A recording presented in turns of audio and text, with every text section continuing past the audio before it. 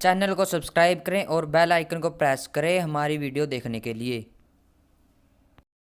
गृह मंत्रालय ने 16 अप्रैल 2020 को डिजास्टर मैनेजमेंट के अंतर्गत आदेश पारित किया है, जिसके द्वारा अनुसूचित जनजाति एवं वन्य क्षेत्रों में रहने वाले लोगों द्वारा लघु वन उत्पाद एवं गैर काष्ठ वन उत्पाद के एकत्रीकरण, कटाई एवं प्रसंस्करण को लॉकडाउन से छूट दी है।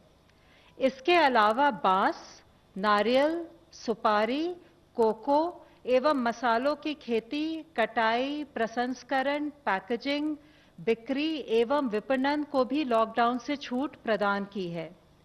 वित्तीय क्षेत्र के अंतर्गत कोऑपरेटिव क्रेडिट सोसाइटीज एवं गैर बैंकिंग वित्तीय संस्थानों को भी न्यूनतम स्टाफ के साथ ऑपरेट करने की अनुमति दी गई है। ये भी स्पष्ट किया गया है कि ग्रामीण क्षेत्रों में निर्माण कार्यों के अंतर्गत जल आपूर्ति, बिजली एवं दूर संचार से जुड़ी परियोजनाओं और गतिविधियों को भी छूट है। मैं आपको ये भी बताना चाहूंगी कि आवश्यक वस्तुओं और सेवाओं की स्थिति नियंत्रण में है। इसमें भारतीय डाक की भी बहुत महत्वपूर्ण भूमिका रही है।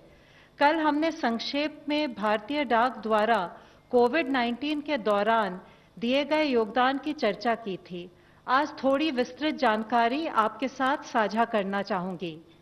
भारतीय डाक ने मालवाहक उड़ानों एवं लाल मेल मोटर वैनों द्वारा आवश्यक वस्तुओं का वितरण किया है, जैसे दवाइयां, कोविड परीक्षण किट और मेडिकल इक्विपमेंट जैसे वेंटिलेटर्स।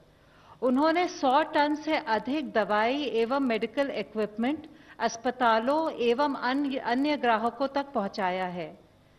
लॉकडाउन के दौरान भारतीय डाक ने विशेष व्यवस्था करके अंतर्राज्यीय और राज्यांतरिक डाक पहुंचाई है। डाक विभाग प्रयासरत है कि लोगों को उनकी पेंशन राशियों का भुगतान तथा सरकार के अन्य सामाजिक लाभ उनके द्वार तक पहुंचाएं। आधार आधारित भुगतान प्रणाली का प्रयोग करते हुए लगभग 2 लाख डाकिये और ग्रामीण डाक सेवक किसी भी बैंक से संबंधित राशि का भुगतान इंडिया पोस्ट पेमेंट बैंक्स के माध्यम से ग्राहकों को उनके द्वार पर सुनिश्चित करा रहे हैं। इस प्रकार सैकड़ों करोड़ रुपए की राशि सामाजिक सुरक्षा पेंशन तथा प्रत्यक्ष लाभांतरण के रूप में विधवाओं, वरिष्ठ नागरिकों और दिव्यांगजन लाभार्थियों को उनके द्वार तक मुहैया कराई गई है। भारतीय डाक ने जिला प्रशासन एवं गैर सरकारी संस्थाओं के साथ भी मिलकर खाद्य पदार्थ और राशन का वितरण किया है। देश के विभिन्न भागों में मोबाइल पोस्ट ऑफिस कार्य कर रहे हैं, जो आधारभूत डाक और वित्तीय सेवा प्रदान कर रहे हैं। इन सेवाओं द्वारा लॉकडाउन पीरियड में हमारा उद्देश्य है कि लोगों को राहत मिले। धन्यवाद। स्वास्थ्य मंत्रालय की तरफ से अब तक 1749 पीपल क्योर हो चुके हैं और उस तरीके से अगर देखें तो 13.06% पीपल वो रिकवर हुए हैं। कल तक की अगर कंफर्म संख्या देखें तो 13,387 कंफर्म केसेज आए हैं। लास्ट 1 डे के अंदर 1007 केस रिपोर्ट हुए हैं। लास्ट 24 आवर्स में 23 नई डेथ्स भी रिपोर्ट हुई हैं। हम अब तक की अगर स्थिति को देखें तो पाते हैं कि लॉकडाउन से पहले अगर हमारे देश का डबलिंग रेट ऑफ केसेस लगभग 3 दिन था, तो पिछले 7 दिनों को अगर डेटा देखते हैं तो हमारा डबलिंग रेट अब 6.2 डेज है। और मैं आप लोगों की दृष्टि में लाना चाहूँगा कि 19 स्टेट्स ऐसे हैं, 19 स्टेट्स और यूनियन टेरिटरीज ऐसे हैं जहाँ पर कि डबलिंग रेट देश के एवरेज से भी कम है। और वे स्टेट्स हैं केरला, उत्तराखंड, हरियाणा, लद्दाख, हिमाचल, चंडीगढ़, पौंडीचेरी, बिहार, उड़ीसा, तेलंगाना, तमिलनाडु, आंध्र प्रदेश, दिल्ली, यूपी, कर्नाटका, जम्मू एंड कश्मीर, पंजाब, असम और त्रिपुरा। मैं आप लोगों की दृष्टि में लाना चाहूँगा कि doubling rate is a product of how we are trying to manage the situation at field level. ये एक ऑनगोइंग प्रोसेस है और इस डबलिंग रेट को और कम करने के लिए और बेहतर करने के लिए हमें अपनी विजिल को उसी हिसाब से, उसी इंटेंसिटी से करना पड़ेगा।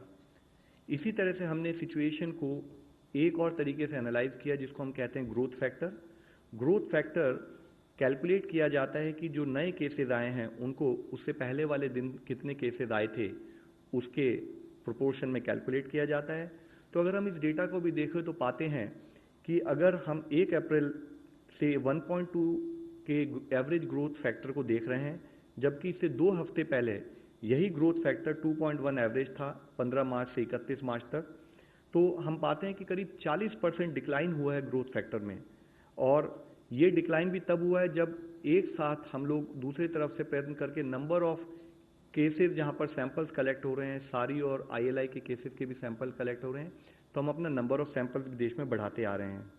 इसी के साथ ही हमने एक आउटकम रेशियो भी कैलकुलेट किया। आउटकम रेशियो कैलकुलेट करते हैं जो केसेस रिकवर्ड हुए हैं वर्सेस जो केसेस जिनमें डेथ रिपोर्ट हुई हैं। मैं आप लोगों की दृष्टि में लाना चाहूँगा कि देश की तरफ से देखें तो हर केस, हर डेथ एक चिंता का विषय है। और उसी समय में लेकिन अगर हम देखें तो हमारे यहाँ पर केसेस हैं करीब 80% अगर हमारे केसेस रिकवर हो रहे हैं और 20% केसेस में डेथ अगर जैसे रिपोर्ट हुई है, तो ये दूसरे देशों से अगर कंपेयर करें तो शायद हम कुछ बेहतर कर रहे हैं और हमें इसे और बेहतर करने की हमें एफर्ट करना है कि हम अपना ट्रीटमेंट और केयर फर्दर इंप्रूव करते रहें ताकि हम इस रेशियो में फर्दर इंप्रूवमेंट ला सकें।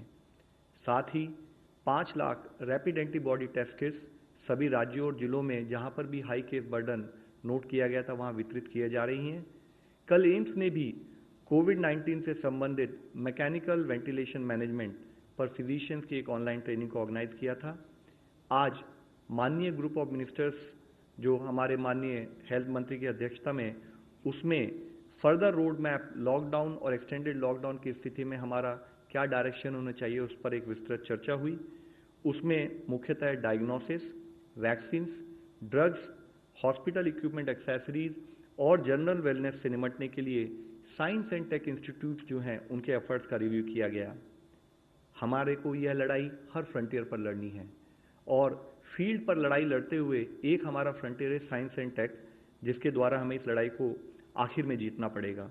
उसी के तहत council for scientific and industrial research, department of biotechnology, department of science and technology और डिपार्टमेंट ऑफ एटॉमिक एनर्जी, वहां पर कंटिन्यूड इस विषय में एफर्ट चल रहे हैं, जिसके तहत ही इन चारों ऑर्गेनाइजेशंस ने टेस्टिंग कैपेसिटी को बढ़ाने के लिए भी अपनी 30 लैब्स का योगदान दिया है।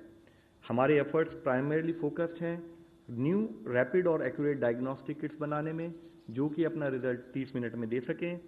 साथ ही इनोवेटिव पूलिंग स्ट्रैटेजीज बनाने में, ताकि हम लिमिटेड टेस्ट होते हुए भी अगर उसको और एक्सपैंड करना चाहें, larger number of people cover करना चाहें, उसके लिए काम कर सकें। इसके साथ ही इंडिजिनस सिंथेसिस जो क्रिटिकल कंपोनेंट्स हैं हमारे को डोमेस्टिकेट प्रोडक्शन के लिए, उसको हम कैसे बढ़ाएं, उस पर एफर्ट्स हो रहे हैं।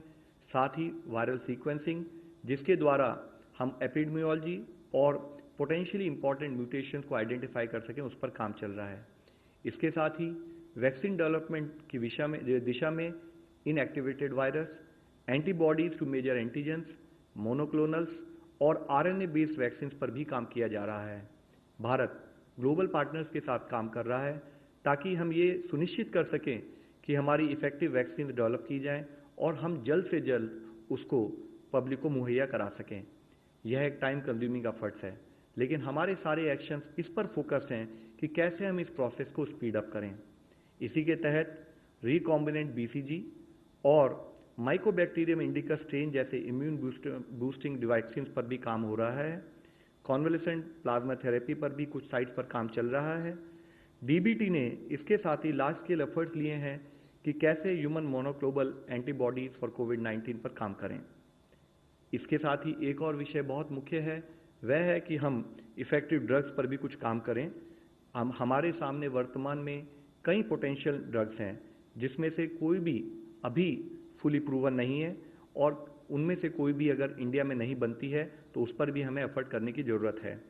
इसी समय में जब ये अनसर्टेनिटी है तो हमारा एफर्ट है कि इंडिया इस drugs manufacturing, drugs multi process में काम करे। एक मल्टी प्रोंग रणनीति के तहत हम काम कर रहे हैं, जिसमें कि इम्यून सिस्टम को बूस्ट करने में भारत की जो ट्रेडिशनल नॉलेज है उसका भी ध्यान रखा जा रहा है। Bharat already World Health Organization के साथ सॉलिडिटी ट्रायल में एक पार्टिसिपेंट है, जिसके माध्यम से हम डिफरेंट ड्रग थेरेपीज की इफेक्टिवनेस को डिटरमिन कर रहे हैं।